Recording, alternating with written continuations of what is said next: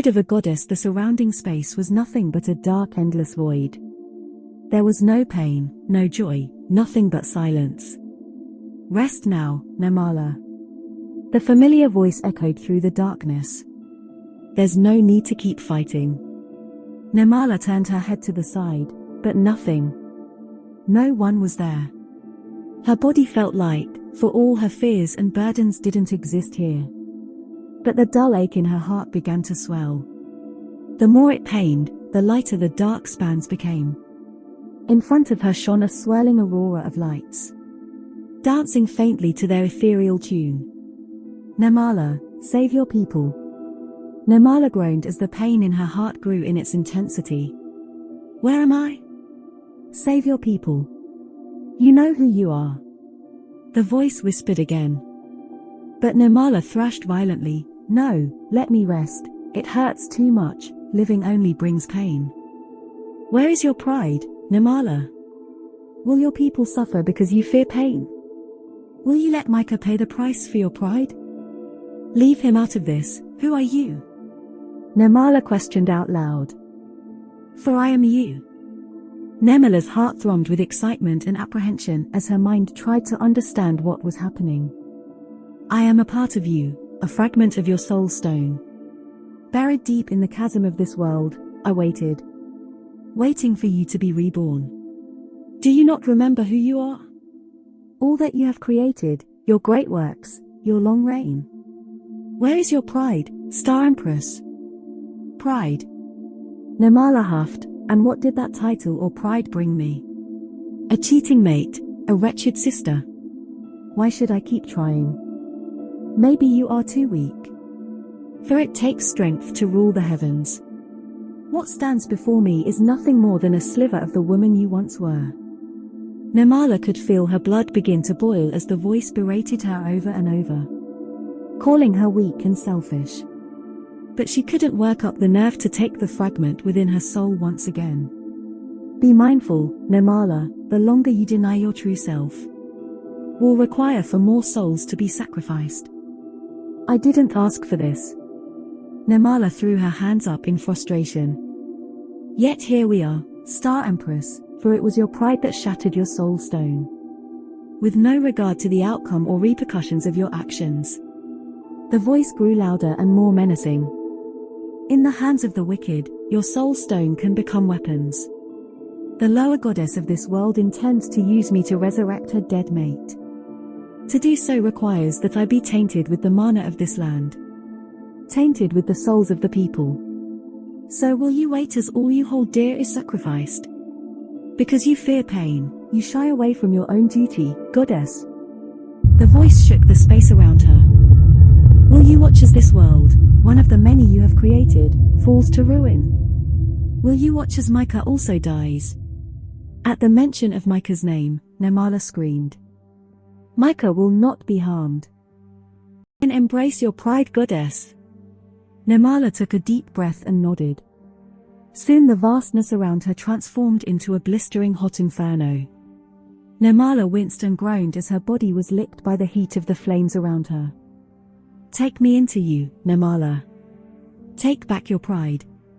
Nemala reached her hand out, gripping the diamond firmly within her hands. Remember who you are. With one last breath, she plunged the diamond into her chest. The chasm around her rumbled and rolled. As lava spewed upwards, gushing over the edges of the chasm. The ground shook as the chasm violently erupted. Suddenly everything stopped. The vision before her was somewhat familiar. A dark sea was full of galaxies and nebulas, with radiant starlight dancing within the dark expanse of the cosmos. Remember who you are, Nemala. Take back your pride, the voice whispered within her inner soul. When the stone finally integrated with her soul, a swirling aurora of energy crashed into her body, forcibly tearing her mind and body to shreds. Every fiber of her being was destroyed and reformed over and over. The cosmos danced within the blood of her veins. The heavens infused themselves within the melanin of her skin. Then, with a blast of light, Nemala snapped her eyes open. The sound of weeping and the earth rumbling around her caused her head to spin. Her face was damp. She raised her hand to remove the wetness, only to hear Micah's booming voice calling her name. My love, you're awake. Micah helped Nemala sit up slightly. Her eyes took a bit of time to adjust to her surroundings. The room was full of all the kindred's burnt and injured faces. A fire tribe male clung to an older avian female. Fortis cradled a beast king child in one arm and Tora in another. Everywhere she looked, there was someone injured.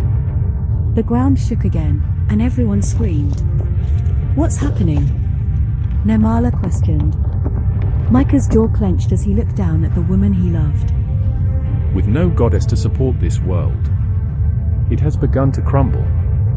Nemala gasped. Is this what her fragment meant by sacrifices? She worriedly placed her hand upon Micah's fire-scarred chest. He, too, was severely injured. For behind him sat the remains of one tattered white wing. Fortis kissed Tora softly before speaking. At least we'll all die free men. Free from the tyranny of the goddess. A few people shared his sentiments, but the fearful cries and wails were once again sounded out as the ground rumbled. Micah squeezed the beautiful brown woman in his arms tighter. I thought I lost you, the prophecy Nemala, we misunderstood. I have failed you all. Micah wept. Now the fates are determined to separate us again. But Nemala didn't reply. Instead, she kissed the soot-covered arm he had placed over her chest. Help me rise. She looked at Micah with pleading eyes.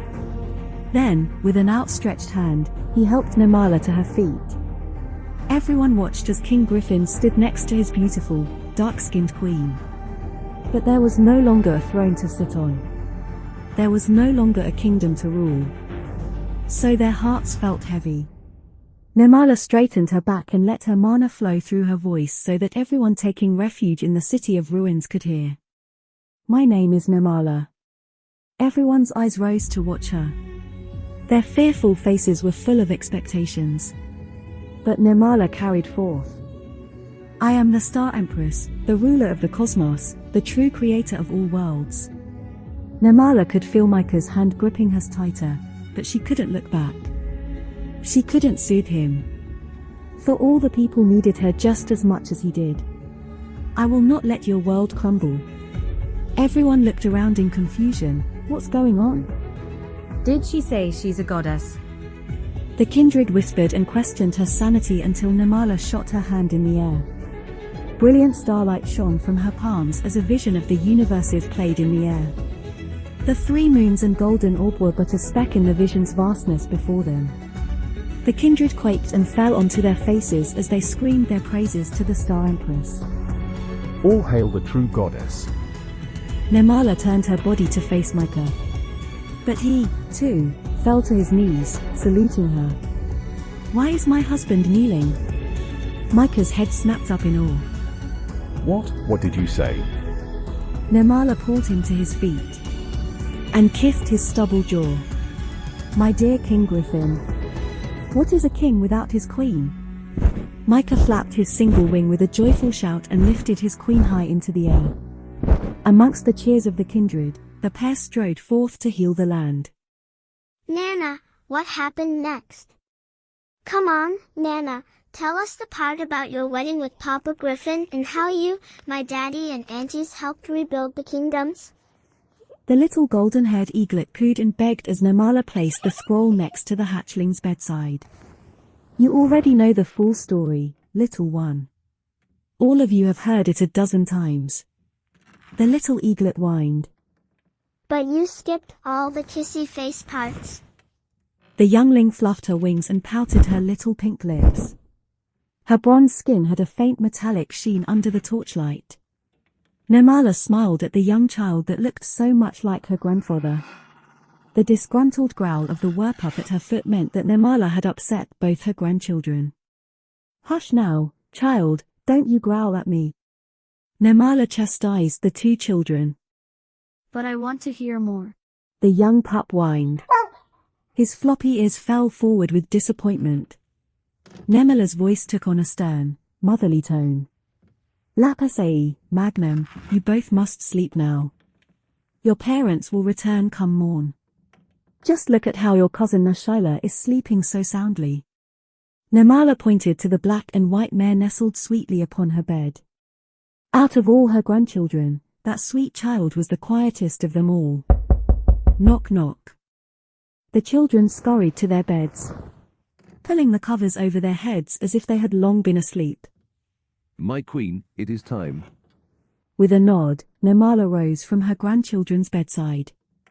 I love you all, she whispered, and then softly shut their door. The castle was shrouded in the cool moonlight of the 3 moons. The sand-colored bricks still matched her buttery copper tresses despite the 60 or so years that had flown by. Her soft brown hand traced over the fine groove crevices as she reminisced over nights long gone. The castle walls held many memories, for in its walls, she and Micah had raised a family in laughter and love. But tonight, the castle's mood was heavy. Every night Queen Nemala passed gave her a tearful salute, as she slowly but surely walked the familiar path towards the king's chambers. For behind that door, her husband awaited her. The chamber door opened with a creak. The grey-haired Fortis and Hawks stood at his bedside, their backs slightly bent, the only 2 living knights remaining under Micah's command. Even Hawk's beautiful brown plumage was now weathered with the greys of age. Both men stepped to the side as Nemala walked to the king's bedside. Thank you for all your years of service. She held each of their hands, and they solemnly left the king's chambers. Is that you, my love? The frail hand of the mortal king reached towards her. I'm here, my king. Nemala kissed Micah on his head. His skin felt cold and clammy. Are you afraid of death? She questioned him. A faint frown tugged at the corners of his lips, causing the wrinkles on his face to deepen. I fear only leaving you behind. We had many good years, we created a peaceful kingdom. Micah coughed, but Nemala quickly wiped the spittle from his chin. Will we meet again? Micah questioned. His eyes were unable to focus as death drew closer. Don't worry, my love, I will not leave your side. Then, as Micah drew his last breath, Nemala whispered her incantation. Abastris Nasima. Ad Cosmos Anima. May I read it? Ad Pacem. Amica Mea Kia. Renasima, from the stars, we are born. To the cosmos, my soul returns. Be at peace, my love, for we shall be reborn once again. With the last words of her spell spoken, the room shone with a brilliant light. To be continued.